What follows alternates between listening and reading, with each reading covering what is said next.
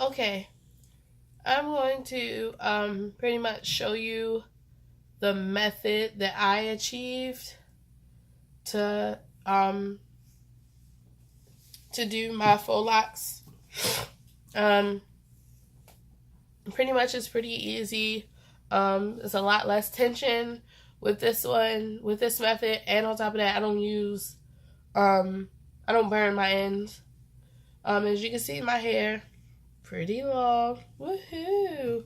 Um, and I'm all natural. So let's get started. Pretty much, I take my hair and I braid it down very loosely at the beginning, but I get tight as in the shaft area, and I braid it like to this end. Then I grab um extension. It could be Marley hair, it could be synthetic hair, human hair, whatever. Um, I grab that, split it into three, and I continue on with the braid, but I braid it very tightly so it won't slip out. So it won't slip off or anything like that.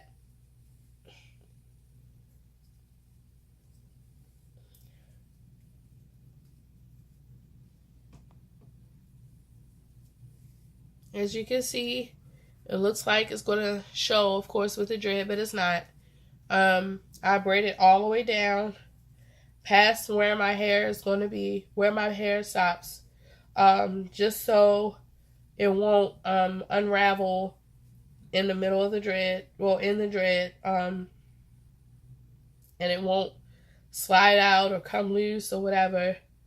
Pretty much to put a knot on it, I take a little piece, like a little strand. You can see that, a little strand. I go around my finger, come around, and then I go underneath and make a knot and rip it off. Pretty much, the end is sealed. Yeah, sorry. The end is sealed, and it's not gonna come loose. So the method I decided to use, well, that I use, is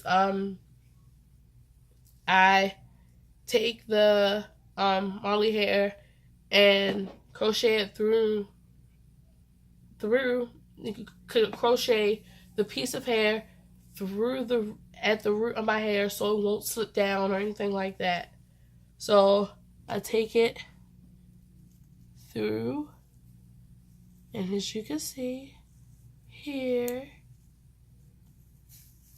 slide it through, take it out, and see at the end, at the end, and then I take it, I wrap it on to itself at least like 5 times, and I try to slide it up so you won't see my hair or anything like that, but I continue on wrapping it down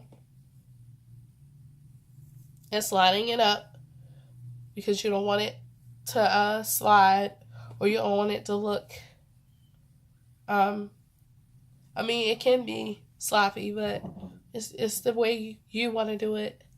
But I continue on with my rhythm.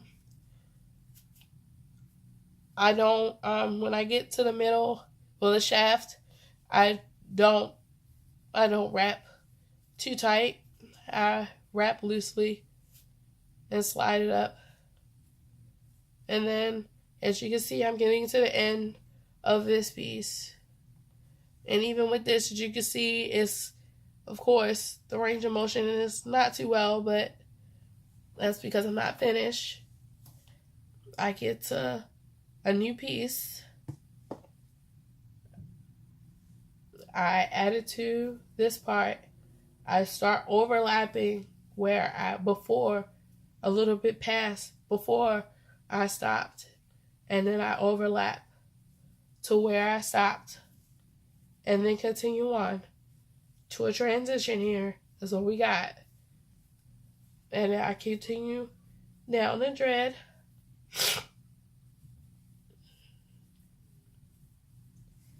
As you can see, it's getting pretty long. I like mine's really long. Yep. And I slide up. Slide it up. I continue on. You can see I'm at a tail end.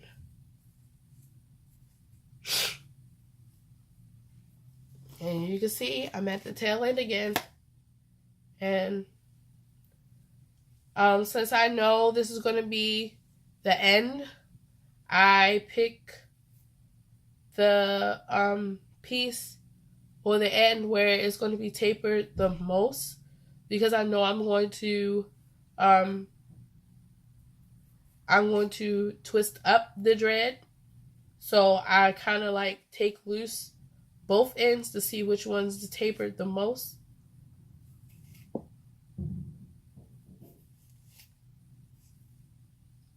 So between this end and this end, I don't know if you can see that. Yeah, you can see that. This and this end, I choose this end. This is going easy. It's going to be easier for me to wrap up on itself, and it's going to stay.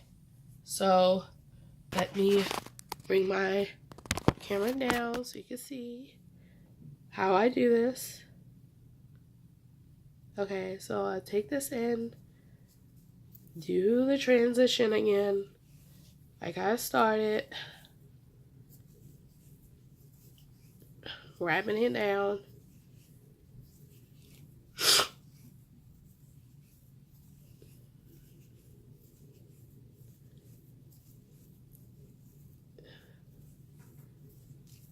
I like mine's really long. Depending on the person, it doesn't have to be this long. I just like mine really long.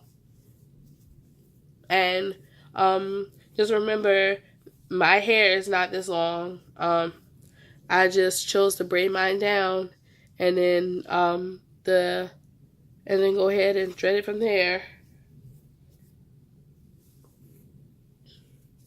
As you can see, I'm coming to the end, so I make sure my taper is becoming more apparent,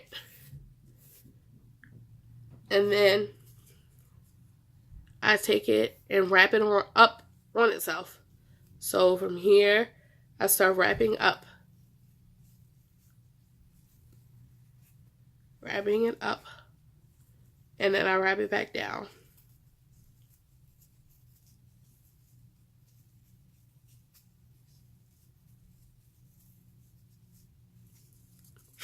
See? No glue, no nothing. Hair. And this is how it turns out. And as you can see, perfect dread.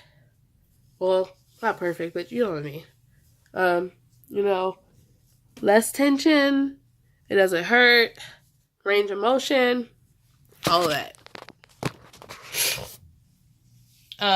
Now, I did this throughout my entire head. I used this model braid hair for, of course, the extension to achieve the goddess look, the curl end, and then I used the Cuban twist hair, which is $5.99 a pack. And I used 10 packs of those. But I also got the longer pack. I don't have excuse me. I don't have any longer ones, but I also bought a longer pack of these. My first 4 packs were the longer version, and then my other my other packs were the 12 inches. I really kind of figured that the 12 inches would be just as good. I'll just double up, maybe even triple up if I had to. If you noticed, it didn't take me that long. The reason why it took me a day and a half to do them is because I am a mom of a 3-year-old, and I do have a husband too. So it also plays a part in your lifestyle too. So, as you can see, like, I have a full head of locks. And if you're worried about, the synthetic hair frizzing, if you don't like that then I suggest you get some mousse. Perfectly this lifesaver.